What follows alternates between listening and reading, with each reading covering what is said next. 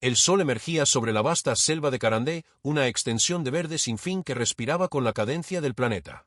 Más de 6 millones de kilómetros cuadrados de vida, de raíces que bebían del subsuelo y de hojas que conversaban con el viento, eran ahora el corazón de un debate global. En la ciudad amazónica de Belaria, el presidente Arsenio Duarte inauguraba la Cumbre del Bosque Eterno, una reunión de líderes mundiales que pretendía marcar el rumbo del planeta frente a la emergencia climática. A sus 75 años, Duarte, antiguo obrero metalúrgico, líder sindical y 3 veces presidente de la República de Nauria, se erguía con una mezcla de cansancio y fervor. Su voz, rasposa pero firme, rompió el murmullo de los delegados congregados en el Palacio del Río.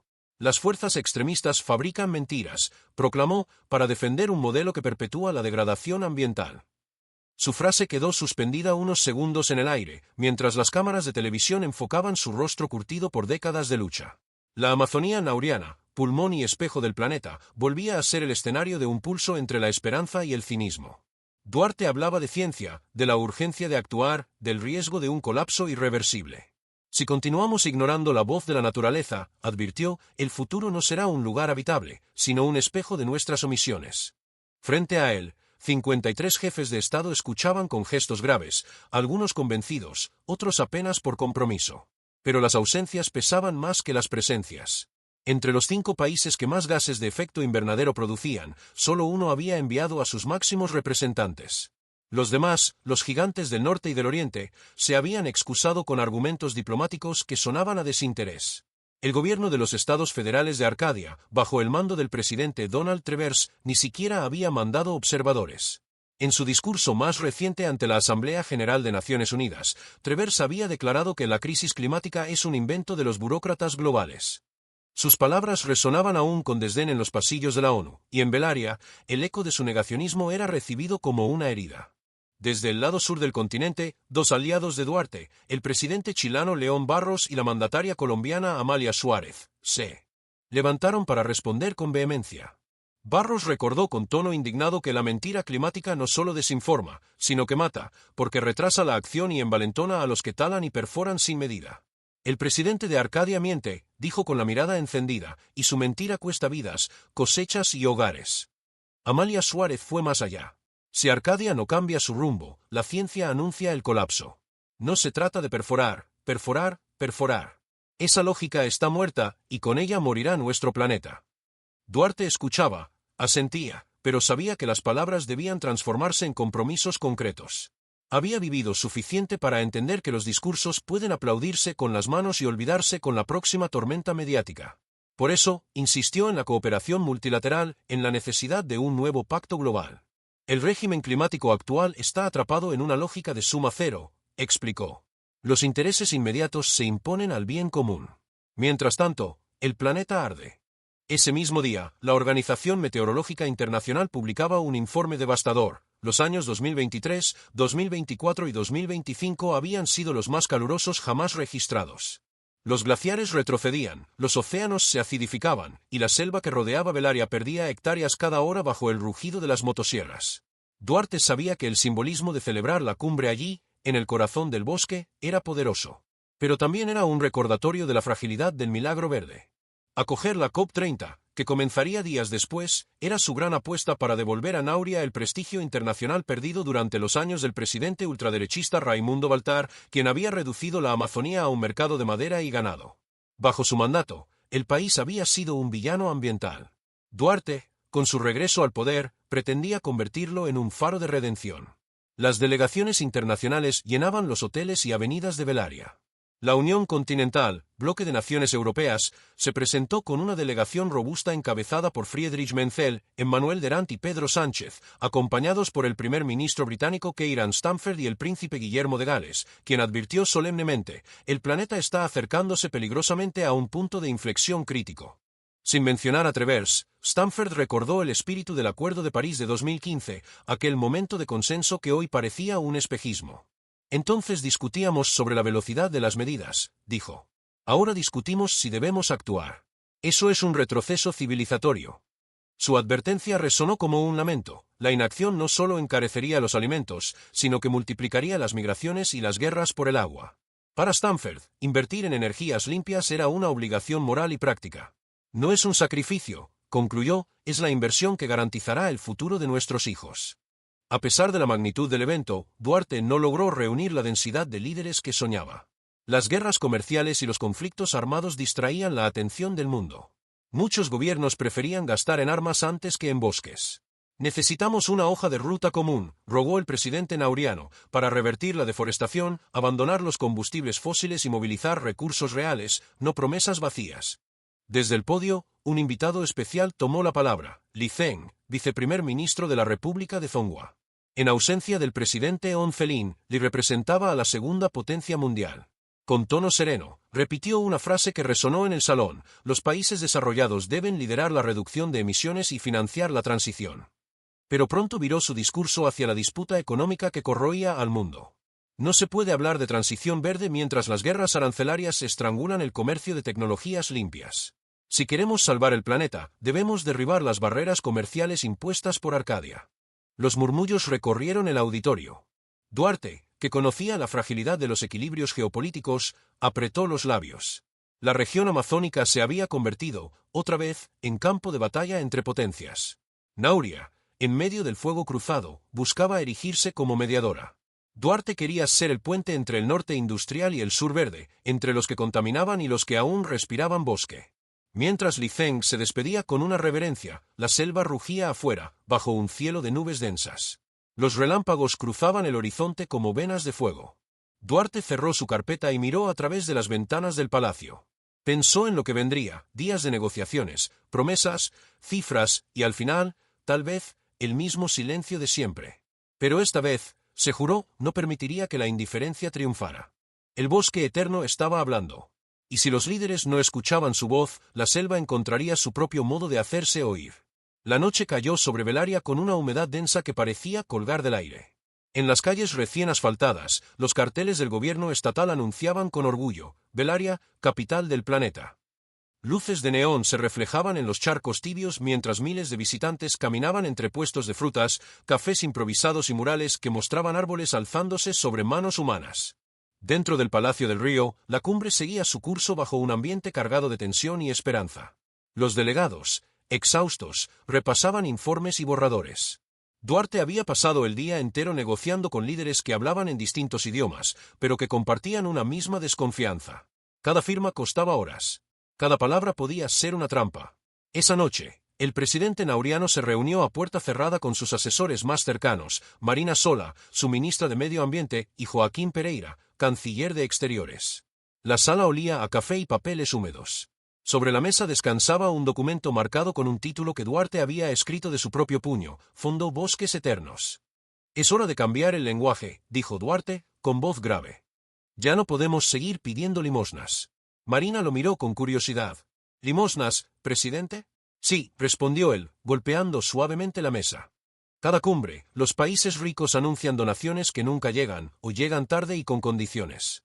Si queremos salvar nuestras selvas, debemos entrar al terreno que ellos entienden, la inversión. Marina asintió. Había dedicado su vida a estudiar los bosques y sabía que la paciencia del planeta se agotaba. ¿Cómo funcionaría este fondo?, preguntó. Sencillo, explicó Duarte, el Banco Mundial Verde lo administrará. Cada país que conserve su selva recibirá $4 por hectárea preservada. Ya no más promesas abstractas, sino recompensas medibles. Joaquín, el canciller, levantó la vista. Eso suena a capitalismo verde. Llámenlo como quieran, replicó Duarte. Pero si el dinero mueve al mundo, usemos el dinero para salvarlo. El plan era audaz, pero también arriesgado.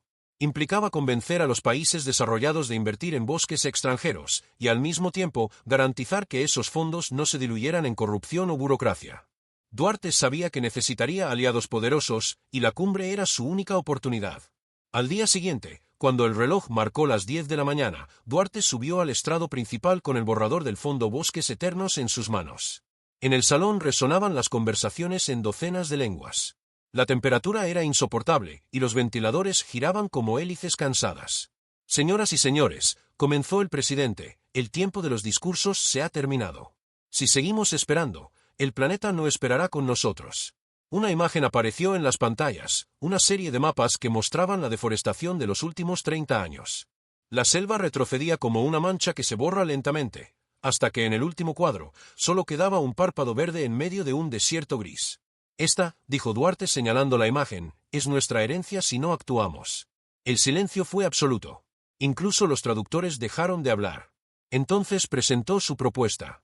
Explicó el funcionamiento del fondo, los mecanismos de verificación satelital, los beneficios económicos y ambientales. Pero el golpe final vino al mencionar que el 20% de los fondos se destinaría directamente a comunidades indígenas y locales. Son ellos, los guardianes del bosque, dijo, quienes han protegido la selva mejor que cualquier gobierno. Sin ellos, no hay esperanza. Los aplausos se mezclaron con murmullos. Algunos delegados europeos sonreían, impresionados. Otros, sobre todo de las potencias del norte, cruzaban miradas calculadoras. El viceprimer ministro Li Zeng fue el primero en reaccionar. La idea tiene mérito, dijo, pero debemos asegurar que el dinero se use con transparencia. Zhonghua podría contribuir si se garantiza la rendición de cuentas internacional. Desde el bloque europeo, el francés Emmanuel Derand pidió la palabra. Europa está lista para liderar, declaró, pero necesitamos que el norteamericano esté también. Sin Arcadia, la ecuación está incompleta. El nombre de Travers flotó como una sombra sobre la sala. Duarte no respondió, pero su mirada se endureció. Sabía que ningún acuerdo tendría valor real sin la participación del gigante del norte. Mientras tanto, fuera del palacio, la ciudad bullía con vida. Los habitantes de Belaria observaban el desfile de comitivas oficiales con una mezcla de orgullo y escepticismo. En las favelas, donde vivía más del 60% de la población, las promesas de desarrollo sonaban tan lejanas como el eco del mar. El gobierno había asfaltado calles, inaugurado autobuses con aire acondicionado y plantado árboles jóvenes en avenidas recién abiertas, pero muchos sabían que la realidad era otra. El calor y las lluvias torrenciales seguían marcando el ritmo de la ciudad. A mediodía, la temperatura alcanzaba los 40 grados y el asfalto exhalaba vapor. Duarte, desde su ventana, observaba a los ciclistas que recorrían los nuevos carriles verdes. Había un brillo de esperanza en ese pequeño orden, pero también una duda. ¿Era suficiente? Esa noche, en el banquete de honor, el presidente británico Kieran Stamford se acercó a Duarte con una copa de vino en la mano. Arsenio, lo que has propuesto es revolucionario, le dijo en voz baja.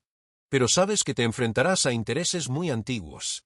Los intereses antiguos ya destruyeron demasiado, respondió Duarte. Si no los desafiamos ahora, mañana no habrá nada que gobernar. ¿Crees que Travers cederá? No, respondió el nauriano sin dudar. Pero tarde o temprano, los incendios tocarán sus fronteras. Y entonces, incluso los negacionistas aprenderán a escuchar el lenguaje del fuego. Ambos brindaron en silencio. Afuera, la selva rugía como una bestia dormida. Los días siguientes fueron una danza diplomática. Las delegaciones se reunían hasta altas horas de la madrugada. Los traductores dormían en sus cabinas, los ministros caminaban con los ojos rojos. Duarte se convirtió en una figura incansable, moviéndose entre salas, mediando entre países que no se hablaban desde hacía años. La prensa internacional lo llamaba el mediador del bosque. Las portadas mostraban su imagen estrechando manos, sonriendo, señalando mapas. Pero detrás de esa sonrisa, Duarte sentía el peso de los siglos. Había visto cómo las promesas se rompían una y otra vez. Y temía que el mundo volviera a elegir la comodidad del silencio. En el penúltimo día de la cumbre, una tormenta cayó sobre Belaria. Los relámpagos iluminaban los techos de zinc, el viento arrancaba carteles, y la lluvia golpeaba como un tambor sobre el río. Dentro del palacio, Duarte revisaba el documento final. En la portada, las letras doradas decían, Acuerdo Verde de Belaria. Esa misma noche debía firmarse. Faltaba solo una firma, la del representante de Arcadia, quien había llegado a última hora, un hombre delgado y frío llamado Walter Crane. Crane lo miró con desdén. Mi presidente considera que su propuesta es una intromisión en la soberanía económica de los estados federales. Y yo considero, replicó Duarte, mirándolo a los ojos, que su soberanía no vale más que el aire que respiramos todos. Hubo un silencio largo. Luego, Crane dejó el bolígrafo sobre la mesa y se marchó sin firmar. Duarte cerró los ojos. Afuera, la lluvia arreciaba. El destino del acuerdo pendía de un hilo, y con él, la fe del planeta entero. Pero el presidente no estaba dispuesto a rendirse. La llama del bosque eterno seguía viva. El amanecer llegó húmedo, espeso, como si la selva misma respirara sobre Belaria. Los relámpagos de la noche anterior habían dejado un aire denso, cargado de ozono y esperanza. En el Palacio del Río, los delegados se movían entre carpetas empapadas y tazas de café. Faltaban pocas horas para el cierre de la cumbre del bosque eterno, y el acuerdo verde de Belaria aún pendía de un hilo. El presidente Arsenio Duarte no había dormido. Caminaba descalzo por la alfombra de su despacho, mirando una y otra vez el documento sobre su escritorio. Cada página contenía meses de trabajo, miles de kilómetros de viajes diplomáticos, incontables promesas. Y ahora, todo dependía de una firma ausente. El representante de Arcadia, Walter Crane, se había marchado la noche anterior sin dar explicaciones. La prensa internacional ya hablaba del fracaso. Los noticiarios del mundo mostraban imágenes de Duarte con el ceño fruncido, acompañado de titulares que rezaban: el líder nauriano enfrenta el aislamiento en la cumbre climática. Pero él no pensaba rendirse.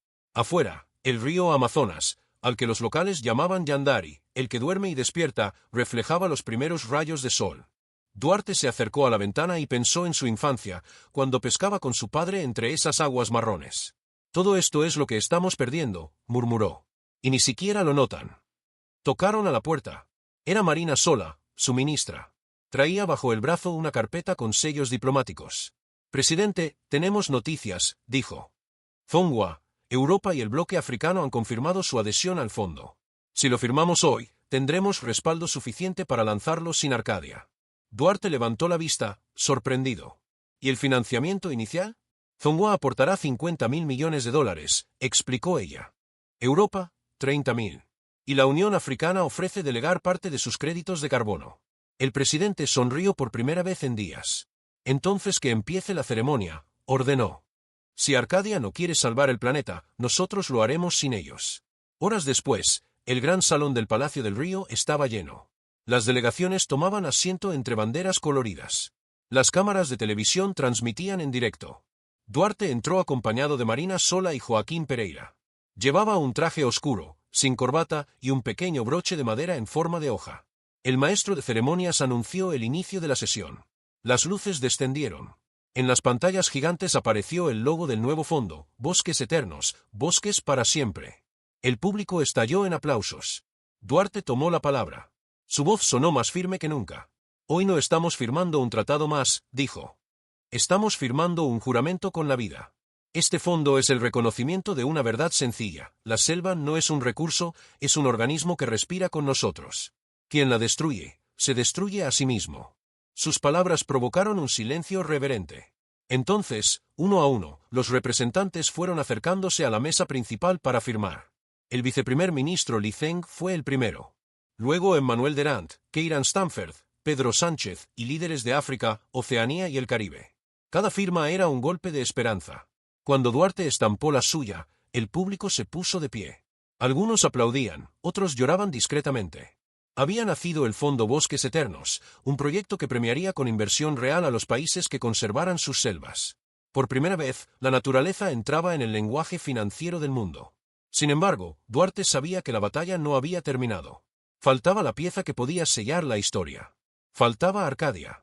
Y entonces, cuando la ceremonia parecía llegar a su fin, las puertas del salón se abrieron con un golpe seco. Todos se giraron.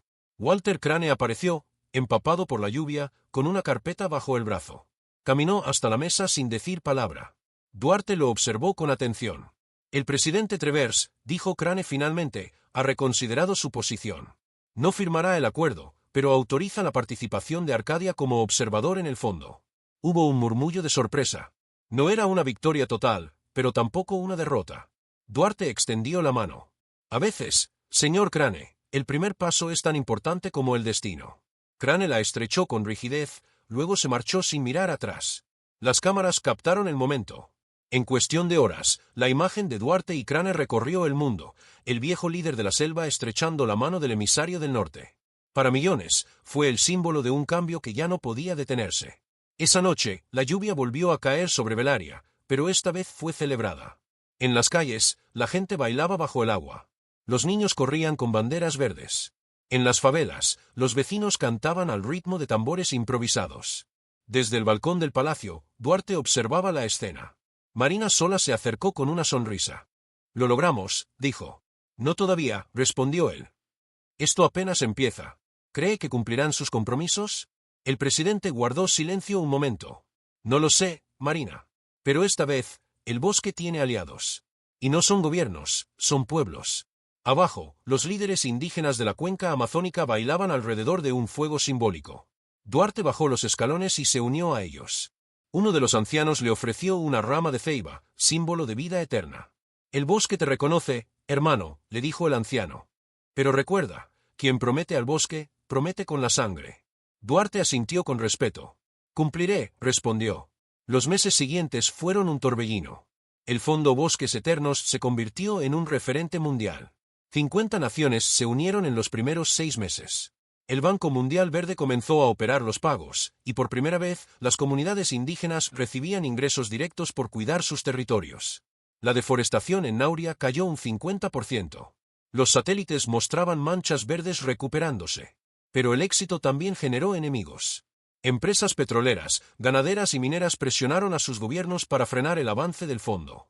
Travers, desde Arcadia, lanzó una campaña mediática calificando el acuerdo como una amenaza a la libertad económica. Las redes sociales se llenaron de noticias falsas, decían que el fondo robaba soberanía, que los pueblos del sur estaban manipulados. Duarte resistió todas las ofensivas. Que digan lo que quieran, respondía. La verdad está en el aire que respiramos. Un año después, en una ceremonia discreta, Duarte volvió a Belaria. Caminó hasta el mismo balcón desde donde había hablado al mundo. La ciudad había cambiado. Había nuevos parques, nuevos árboles, y un aire más limpio. Desde el horizonte, la selva brillaba bajo el sol.